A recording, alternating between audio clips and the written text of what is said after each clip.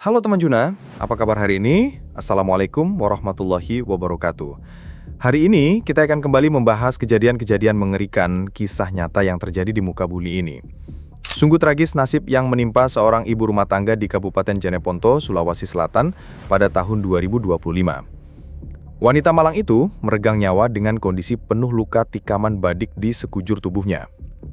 Ironisnya, pelaku yang tega menghabisi hidupnya bukan orang lain, melainkan suaminya sendiri. Semua berawal dari persoalan sepele hanya karena sang istri mengunci ponselnya dengan sistem sidik jari sehingga suaminya tersebut tidak bisa membukanya.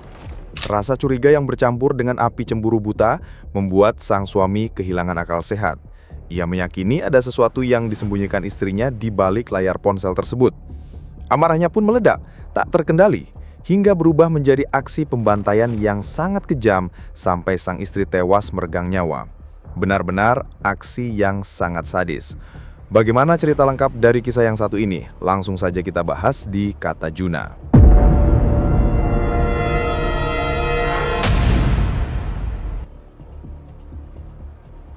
Ini ada lagi-lagi kasus pembunuhan yang dilakukan oleh seorang pria terhadap istrinya di Jeneponto. Sebelum aku lanjut ke ceritanya, jangan lupa subscribe channel ini dan bagikan video ini ke teman-teman kalian supaya mereka tahu dari kisah yang satu ini.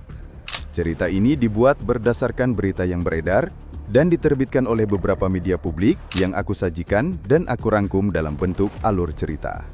Kita lanjut ceritanya. Sobat, setiap pasangan suami istri tentu mendapatkan rumah tangga yang harmonis. Namun, realita kehidupan dengan banyaknya masalah, mulai dari kesulitan ekonomi, perbedaan pendapat, hingga persoalan hati yang sering kali menyalakan api pertengkaran. Seperti yang dialami oleh sepasang suami istri di Kabupaten Jeneponto, Sulawesi Selatan, sang suami bernama Juang. Pria berusia 36 tahun, sementara istrinya bernama Mega. Usianya 6 tahun lebih muda, yakni berusia 30 tahun.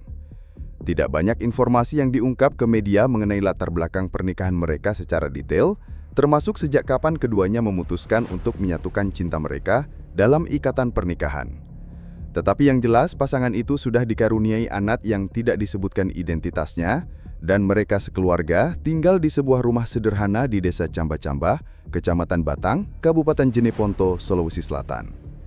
Awalnya, pasangan ini terlihat seperti keluarga biasa pada umumnya yang menjalani kehidupan rumah tangga dengan segala suka dukanya. Namun, seiring berjalannya waktu, pernikahan mereka mulai dilanda gonjang-ganjing yang perlahan mengikis keharmonisan mereka. Masalah terbesar muncul dari soal kepercayaan. Juang sang suami seringkali merasa curiga bahwa istrinya, Mega, diam-diam telah berpaling darinya. Entah ya sobat, apakah kecurigaan Juang tersebut benar adanya, atau hanya sebatas prasangka semata. Karena media berita tidak menyoroti perihal kemungkinan adanya perselingkuhan yang dilakukan oleh Mega. Kecemburuan yang mengendap di hati Jang pun seiring waktunya seolah menggerogoti kepercayaannya terhadap sang istri. Apalagi belakangan ini Jang harus tinggal jauh dari keluarganya, termasuk sang istri, karena bekerja sebagai buruh bangunan di Kota Makassar, yang mana pekerjaannya itu menuntutnya berada jauh dari rumah dalam waktu lama, sehingga membuat pikirannya semakin tidak tenang. Jang kerap diliputi rasa was-was. Dalam bendaknya terlintas bayangan buruk bahwa bila istrinya memang benar-benar berselingkuh, maka saat-saat dirinya bekerja di luar kota justru akan menjadi kesempatan paling leluasa bagi sang istri untuk bertemu dengan kekasih gelapnya. Pikiran-pikiran buruk itu pun entah mengapa terus menghantui, membuat Jang kian terjerat oleh prasangka dan amarah yang membara di dalam dirinya. Meski begitu, Jang yang memikirkan keutuhan rumah tangganya juga masa depan anaknya, yang tentu sangat membutuhkan kasih sayang orang tua, berusaha untuk menepis prasangka buruk tersebut, berharap bahwa sang istri benar-benar tidak mengkhianati cinta dan kepercayaannya. Namun pada kenyataannya, bayangan tentang kemungkinan adanya pengkhianatan dalam pernikahannya tidak pernah benar-benar hilang dari pikirannya yang sudah terlanjur dipenuhi kecurigaan. Sekecil apapun sikap istrinya yang terlihat janggal dan mencurigakan, bisa memicu kembali rasa was-was yang membuat Jang gelisah tak karuan, bahkan juga bisa menyulut emosinya. Hingga puncaknya pada Kamis malam, 5 Juni 2025, ketika malam sudah semakin larut di Desa Camba-Camba, Kecamatan Batang, Kabupaten Jeneponto, Sulawesi Selatan. Sekitar pukul 11 malam, Jang pulang ke rumah dari tempat kerjanya di Makassar karena Jang mendapatkan jatah libur untuk menyambut Lebaran Idul Adha keesokan harinya bersama keluarganya. Namun sobat, tidak ada suasana hangat apalagi saling melepas kerinduan karena bisa kembali berkumpul bersama anak dan istrinya.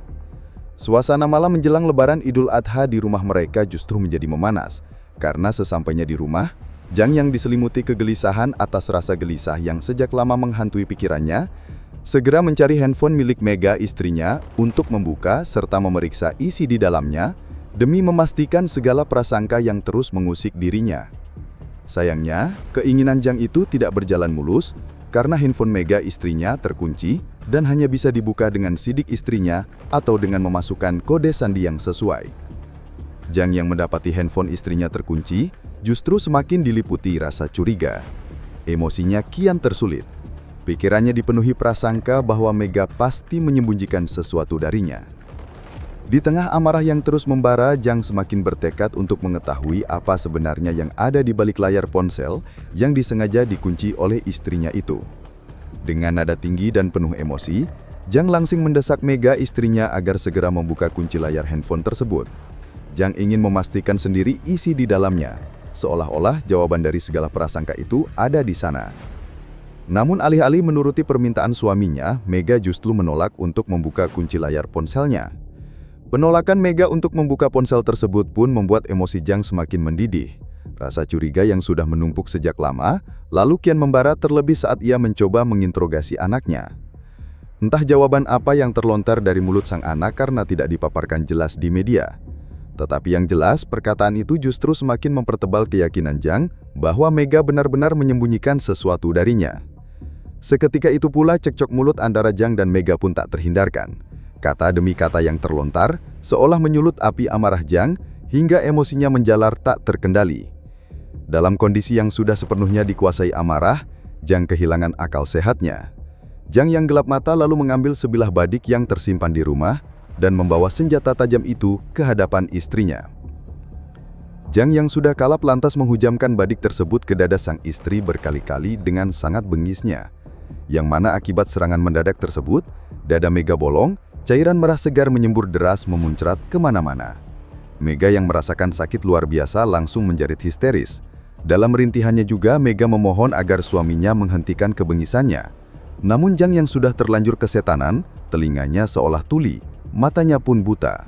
Jang sama sekali tidak peduli bahwa sosok di depannya adalah istri yang sangat ia cintai, ibu dari anaknya. Jang malah kembali melanjutkan serangannya dengan menghunuskan pisau badiknya ke leher Mega juga dengan berkali-kali, dengan sangat kejamnya juga ke bagian-bagian tubuh lainnya, dengan tak kalah sadisnya juga. Serangan brutal barusan pun membuat tubuh Mega semakin lemas seiring cairan mengalir deras dari robekan lebar di lehernya. Hingga kemudian akhirnya, Mega yang tidak kuat menahan segala rasa sakit di tubuhnya, lalu tersungkur sekarat. Setelah Mega terkapar, tak lagi berdaya, barulah Jang sadar bahwa perbuatannya sudah sangat keterlaluan. Penyesalan pun seketika menyeruak. Namun semuanya terasa sia-sia, karena keadaan tidak mungkin bisa diputar kembali. Yang terpampang jelas di hadapannya hanyalah kenyataan pahit bahwa dirinya kini telah berubah menjadi seorang kriminal. Terlebih jika Mega sampai menghembuskan nafas terakhir akibat serangan demi serangan yang telah ia buat, maka tidak ada lagi alasan yang bisa menyelamatkannya dari jerat hukum. Jang yang semakin dilanda ketakutan pun semakin kalang kabut.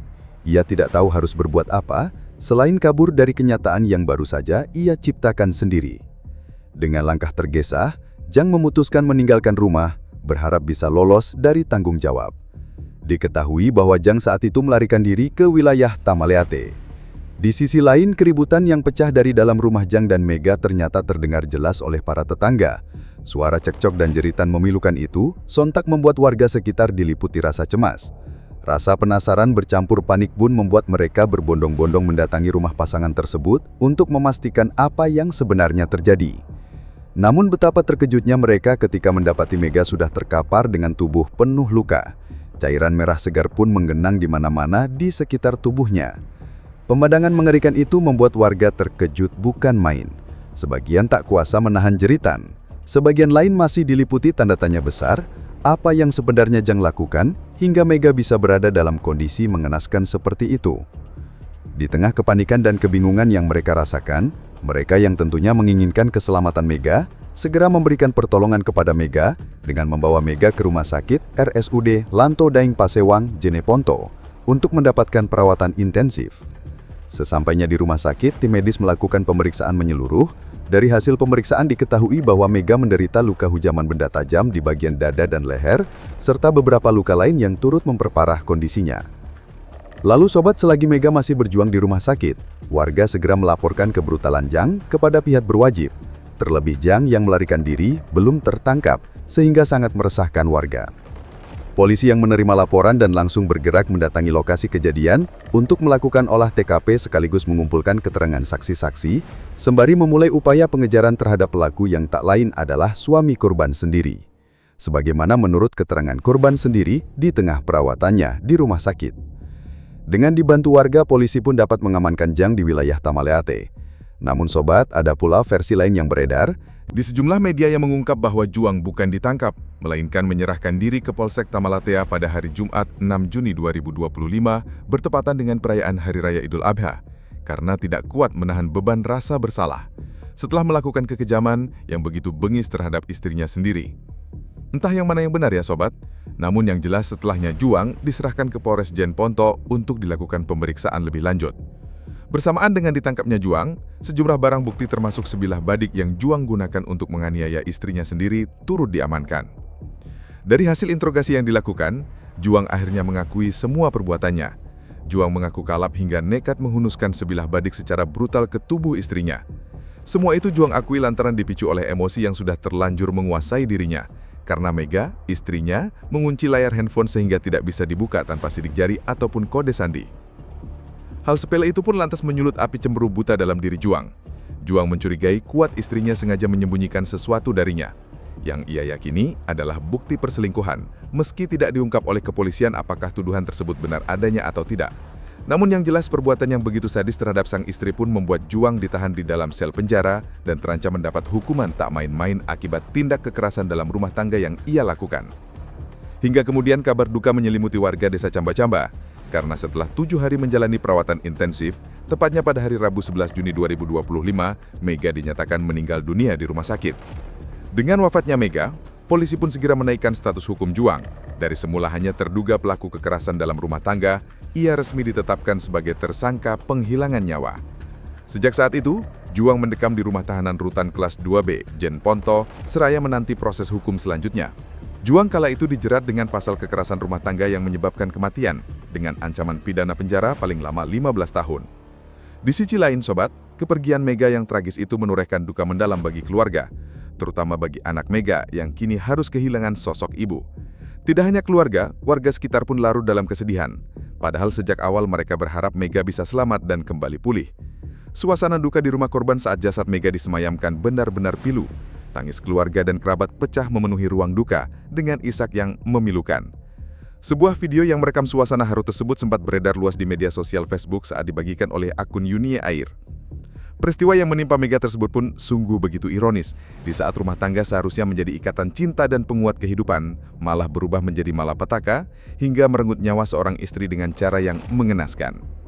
Itu deh sobat, kisah tentang Mega yang dihabisi oleh suaminya sendiri hanya gara-gara mengunci ponselnya dengan sistem sidik jari yang membuat suaminya cemburu, buta, mengiranya telah berselingkuh. Apa pelajaran bisa kita ambil dari kisah ini? Tinggalkan komentar ya, Sobat Juna.